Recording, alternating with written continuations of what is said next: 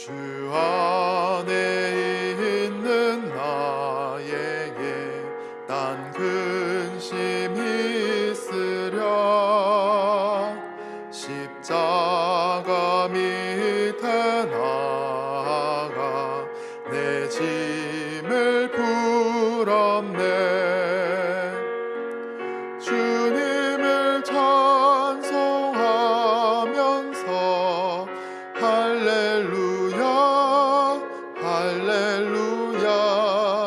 내 앞길 멀고 험해도 나 주님만 따라가리.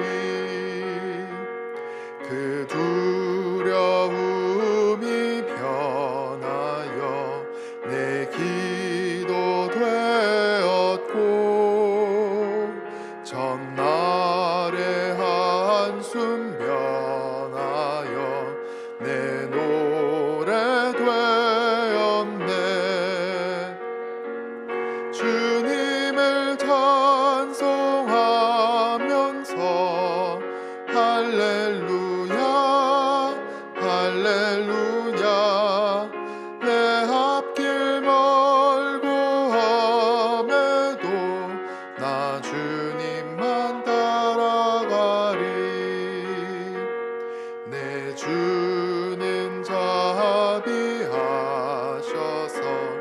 늘 함께 계시고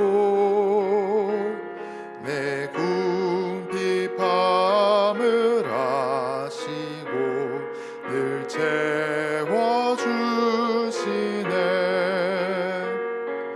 주님을 찬송하면서 할렐루야 할렐루야. 내 앞길 멀고 험해도 나 주님만 따라가리. 내 주와 맺은 언약은 영불변하시니 그 나라 가기까지는 늘 보호하시네.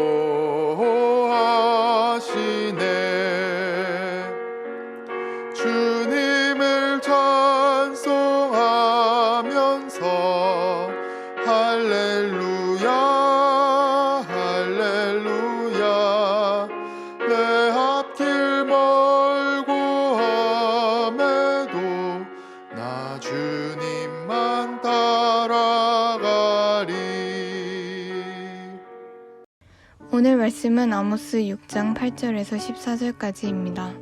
만군의 하나님 여호와의 말씀이니라. 주 여호와가 당신을 두고 맹세하셨노라. 내가 야곱의 영광을 싫어하며 그 궁궐들을 미워함으로 이 성읍과 거기에 가득한 것을 원수에게 넘기리라 하셨느니라. 한 집에 10사람이 넘는다 하여도 다 죽을 것이라. 죽은 사람의 친척 곧 그 시체를 불사를 자가 그 뼈를 집 밖으로 가져갈 때에 그 집 깊숙한 곳에 있는 자에게 묻기를 아직 더 있느냐 하면 대답하기를 없다 하리니 그가 또 말하기를 잠잠하라. 우리가 여호와의 이름을 부르지 못할 것이라 하리라. 보라, 여호와께서 명령하심으로 타격을 받아 큰 집은 갈라지고 작은 집은 터지리라. 말들이 어찌 바위 위에서 달리겠으며 소가 어찌 거기서 밭 갈겠느냐. 그런데 너희는 정의를 슬기로 바꾸며 공의의 열매를 쓴 쑥으로 바꾸며 허무한 것을 기뻐하며 이르기를 우리는 우리의 힘으로 뿔들을 취하지 아니하였느냐 하는도다. 만군의 하나님 여호와의 말씀이니라. 이스라엘 족속아, 내가 한 나라를 일으켜 너희를 치리니 그들이 하맛 어귀에서부터 아라바 시내까지 너희를 학대하리라 하셨느니라. 하나님을 떠나 죄에 빠진 백성들을 향한 하나님의 심판이 얼마나 무서운지 오늘 말씀을 통해 확인하게 됩니다. 8절입니다. 만군의 하나님 여호와의 말씀이니라. 주 여호와가 당신을 두고 맹세하셨노라.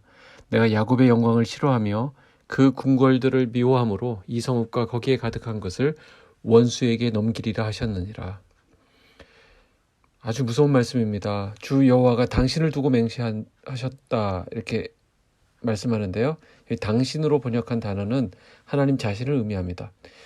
하나님께서 자신을 두고 맹세하신다는 것은 불변하는 확고한 의지를 보여주시는 표현입니다.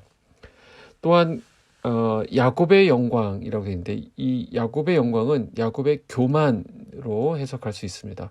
야곱의 영광을 미워하고 그 궁궐들을 미워하신다라는 것은 이스라엘 백성들의 죄악을 더 이상 좌시하지 않으시겠다는 말씀이 됩니다. 이들을 원수에게 넘기시겠다라는 뜻이죠. 어제 말씀에서 이 심판의 대상은 지도자들이었습니다. 근데 이제는 지도자뿐 아니라 백성 모두가 여기에 해당합니다.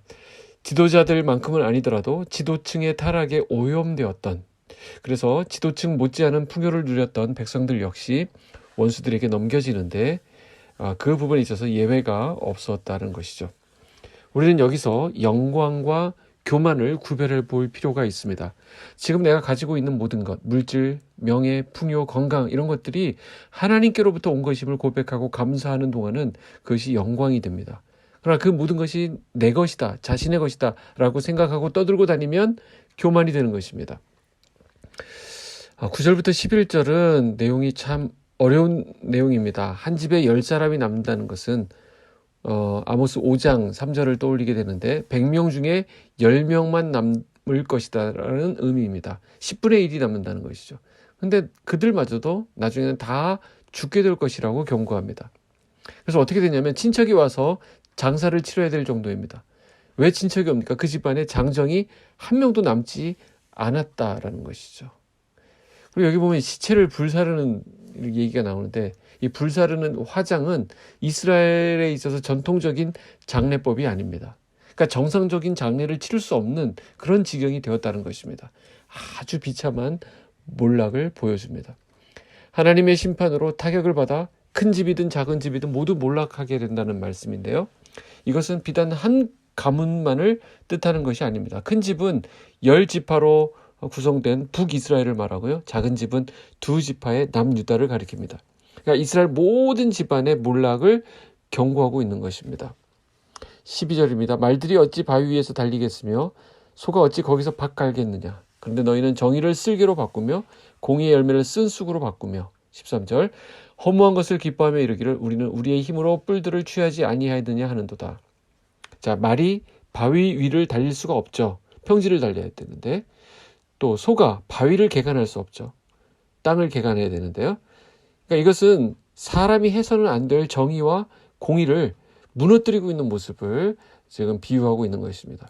그러니까 금기시되던 것, 도저히 해서는 안 될 일을 이스라엘이 하고 있었다라는 것입니다. 하나님의 뜻은 어디에 있습니까? 정의를 물같이, 공의를 마르지 않는 강같이 흐르게 하는 것이었습니다. 그러나 이스라엘은 그렇게 하지 않았습니다. 이스라엘은 정의와 공의를 오히려 쓸개와 쓴 쑥으로 바꾸는 악행을 저질렀습니다. 13절에 나오듯이 허무한 것을 기뻐하고 자신의 힘으로 뿔들을 취하였다 이렇게 말하는데 이것은 군사적인 경제적인 힘을 자랑하는 것을 말합니다. 이스라엘은 하나님 주신 번영의 시기에 교만해졌습니다. 그리고 자기들이 누리고 있는 모든 것들이 하나님으로부터 온 것임을 깨닫지 못했습니다. 그러면서 모든 사람의 마음이 굳어지면서 교만해지게 되었습니다.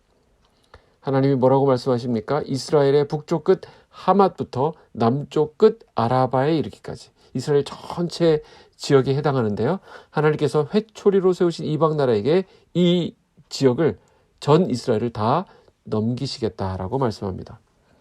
그러나 이러한 말씀은 하나님께서 그 백성을 영원히 완전히 버리신다는 것을 의미하는 것은 아닙니다. 왜 하나님이 이렇게 합니까? 하나님은 그들이 의지하고 자랑하던 모든 것들을 끊어내셔서 하나님만을 의지하는 자리에 가게 하실 것입니다. 바로 여기에 하나님의 마음이 있는 것이죠. 하나님 이외에 다른 것에서 만족을 얻고자 하는 시도는 결국에는 실패할 수밖에 없는 것인데 그래서 참 지혜는 말씀을 통해 이것을 깨닫고 주님 안에 거하는 것입니다.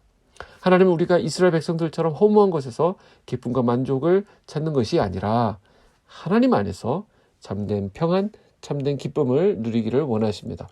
그래서 하나님은 참된 평안과 기쁨을 누리게 하시기 위해서 만약에 필요하다면 우리가 하나님 이외에 의지하는 것들을 끊어내게 하신다라는 것입니다. 네, 하나님이 하게 하셔서 그런 외부적인 방법으로 끊어내는 것보다는 우리는 지혜 있는 사람이 되어야 되겠죠. 어떻게 하는 것입니까? 말씀을 듣는 가운데 하나님이 기뻐하지 않는 것들이 발견되었을 때 그것을 걸러내고 끊어내야 한다는 것입니다. 말씀을 따라서 말씀에 비추어서 내 안에 부정한 것, 하나님이 기뻐하지 않는 것을 제거하는 것, 이것이 바로 복 있는 사람의 길이 된다라는 것입니다. 기도하겠습니다. 하나님 아버지, 오늘도 말씀으로 우리를 교훈하시니 감사합니다. 말씀 안에 우리를 살리는 지혜가 담겨 있음도 알려주시니 감사합니다. 하나님이 허락하지 않은 것을 탐내지 않게 하여 주시고 하나님께서 우리에게 은혜로 주신 것들을 감사하며 잘 간수하는 우리가 되게 하여 주시옵소서. 주여, 고난받는 주의 백성들을 보호하시고 길을 잃고 방황하는 영혼들이 주님께 돌아오게 하여 주시옵소서. 빛소금 성도들의 오늘 하루 삶이 주님 기뻐하시는 거룩한 산 제사가 되게 하여 주시옵소서. 예수님의 이름으로 기도하옵나이다. 아멘.